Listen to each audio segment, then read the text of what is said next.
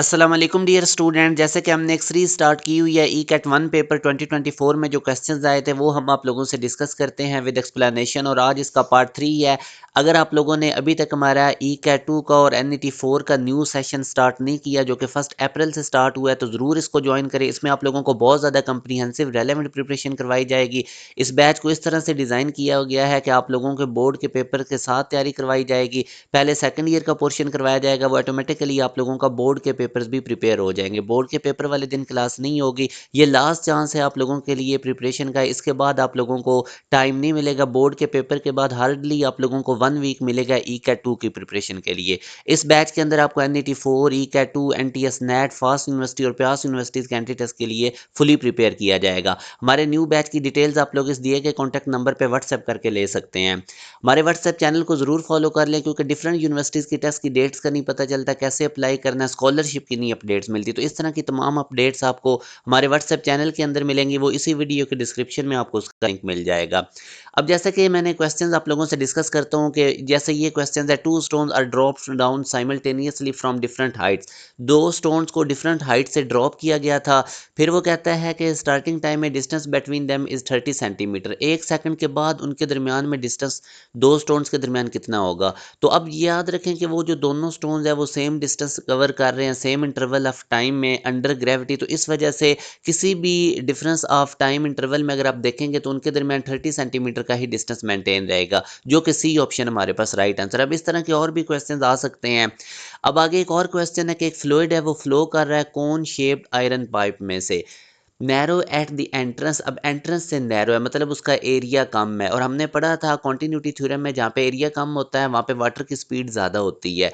And wider at the exit, और exit point पे wider area है मतलब वहाँ पे स्पीड कम हो जाएगी। What happens to the fluid speed as it travel through the pipe. तो अभी देखें मैंने आपको बताया था कॉन्टिन्यूटी थ्योरम के तहत एरिया और वेलोसिटी का इनवर्स रिलेशन है। अब स्टार्ट में अगर आप देखें तो उसका नैरो पाइप था, तो एरिया कम होने की वजह से स्टार्ट में स्पीड ज़्यादा होगी, बाद में अब एरिया वाइडर हो जाएगा, एरिया ज़्यादा होने की वजह से स्पीड कम हो जाएगी। तो जैसे जैसे वो मूव करेगा तो उसकी स्पीड डिक्रीज होगी, क्योंकि वाइडर एरिया होगा एग्जिट की तरफ, वहाँ पे एरिया ज़्यादा होने की वजह से स्पीड डिक्रीज होगी। तो यूँ हमारे पास beta is the right answer. तो इस तरह आपके बेसिक कॉन्सेप्ट पक्के होने चाहिए।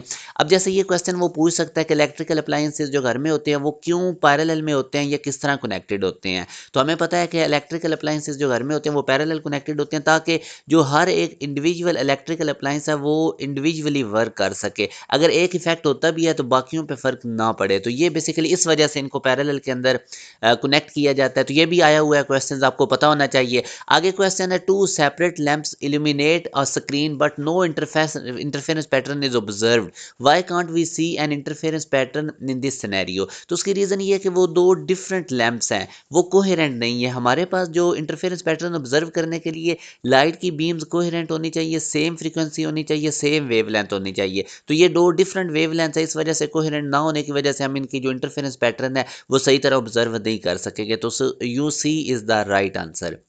अब आगे अगर एक और क्वेश्चन देखें तो एक एयरक्राफ्ट है वो फ्लाइंग कर रहे हैं horizontally circle at a constant speed, उसने दी हुई है। सेंट्रीपिटल फोर्स कह रहा है अगर आपको नोन हो तो what can you determine about the radius of the circle. तो रेडियस ऑफ द सर्कल आप कैसे मालूम करेंगे। अब हमें पता है सेंट्रीपिटल फोर्स का फार्मूला होता है mv²/r। तो अब रेडियस हमने मालूम करने इसके लिए सेंट्रीपिटल फोर्स गिवन है, वेलोसिटी गिवन है, मगर अगर उसका मैस नहीं गिवन होगा तो हम रेडियस नहीं कैलकुलेट कर सकते। तो इसलिए हमें मैस का पता होना जरूरी है। The radius can not be determine without knowing the mass of the aircraft. तो इस तरह बेटा आप लोगों को पता होना चाहिए चीज़ों का। अब आगे वो कहता है, during a competition throwing a ball for maximum range is the goal. Maximum range एक कंपटीशन में हमारा गोल है। In still air the maximum range is achieved with a throwing angle of 45 degree, यानी विदाउट एयर रेजिस्टेंस 45 डिग्री पे range maximum होती है, हमने पढ़ा है प्रोजेक्टाइल में। आगे वो कहता है, however air resistance need to be consider in real world scenario. तो वैसे तो एयर रेजिस्टेंस होती है रियल वर्ल्ड सिनेरियोज के अंदर। Choose the scenario that will affect the throwing angle for achieving the maximum range. तो अब याद रखें कि मैक्सिमम रेंज जब हमारे पास उस वक्त एयर, वैसे मैक्सिमम रेंज होती है 45 डिग्री के विदाउट एयर रेजिस्टेंस। जब एयर रेजिस्टेंस अंदर अप्लाई होती है तो वो बेसिकली हॉरिजॉन्टल कंपोनेंट को इफेक्ट कर रही होती है प्रोजेक्टाइल मोशन के। तो इस वजह से अगर आप देखेंगे तो in the presence of air resistance हमारे पास जो मैक्सिमम रेंज आएगी वो लेस देन 45 डिग्री के एंगल पे होगी। यानी अब ज़ाहिर है वो जो एयर ब्लो कर रही है वो उसके अपोजिट है थ्रोइंग के। तो इस वजह से in the presence of air resistance आपने याद रखना है कि प्रोजेक्टाइल को 45 डिग्री के एंगल से लेस हमने थ्रो करना होता है। ये रीजन मैंने इसकी लिख दी है। The drag force acting opposite to the direction of motion slows down the object down, तो वो ऑब्जेक्ट को स्लो करती है, reducing its overall range. Therefore, to achieve maximum range in the presence of drag, it is generally advisable to launch the object at an angle of less than 45 degree. तो in the presence of air resistance less than 45 degree पे हम object को फेंकेंगे तो हमें maximum उसकी range मिलेगी, और in the absence of air resistance 45 degree पे। अब एक और क्वेश्चन है, an object is undergoing simple harmonic motion, you are given all the necessary values to calculate its maximum kinetic energy, which of the following equations correctly represent the maximum kinetic energy. अब maximum kinetic energy basically आपको पता है कि हमारे पास ये mean position पे होती है और इसका फार्मूला होता है हाफ के एक्स नॉट स्केयर।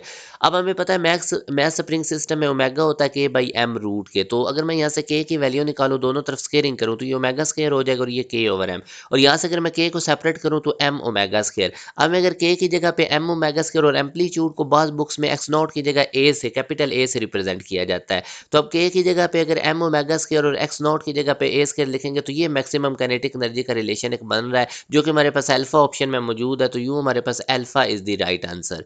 अब आगे एक और क्वेश्चन है, दो पैरेलल वायर्स हैं कैरी करती हैं electric current, what determine the force acting between these wires. तो पैरेलल कंडक्टर में से जो करंट पास कर रहा हो तो करंट की डायरेक्शन बेसिकली हमें जो फोर्स है वो बता रही होती है कि जब दो वायर्स सेम डायरेक्शन में करंट लेकर जाएंगे तो अट्रैक्ट करेंगे एक दूसरे के, उन पे जो अट्रैक्टिव फोर्स होगी, और अगर वो डिफरेंट डायरेक्शन में दो कंडक्टर में से करंट पास कर रहा है तो फिर वो रिपेल करेंगे। लेंथ भी कंडक्टर की मैटर करती है, इन्फ्लुएंस करती है फोर्स को, मगर जो करंट डायरेक्शन होती है ये प्राइमरी डिटर्मिनेंट होती है, तो ये मेन फैक्टर होता है। तो यूँ हमारे पास इनमें से अगर बेस्ट ऑप्शन देखें तो direction of the current in each wire determine करती है फोर्स को जो दो वायर्स पे एक्ट कर रही होती है, रिपल्सिव होगी या अट्रैक्टिव होगी, जो मैंने आपको बताया। अब जो स्टूडेंट्स भी एक प्रॉपर वे से तमाम सब्जेक्ट्स की तैयारी करना चाहते हैं तो ज़रूर हमारे बैच को ज्वाइन करें। इसको इस तरह से डिज़ाइन किया गया है कि ई कैट 2 तक आपका सिलेबस कंप्लीट होगा और आपको बड़ी कंप्रीहेंसिव तैयारी करवाई जाएगी। एक लेक्चर में एक चैप्टर कंप्लीट होगा, साथ आपको एक वर्कशीट मिलेगी, साथ एक टेस्ट मिलेगा, ई कैट के पास पेपर पे मुश्तमिल होगा और बड़ी रेलेवेंट तैयारी होगी। तो जो स्टूडेंट्स भी एक प्रॉपर वे से ई कैट 2 की या NET 4 की तैयारी करना चाहते हो तो आपके पास ये लास्ट चांस है।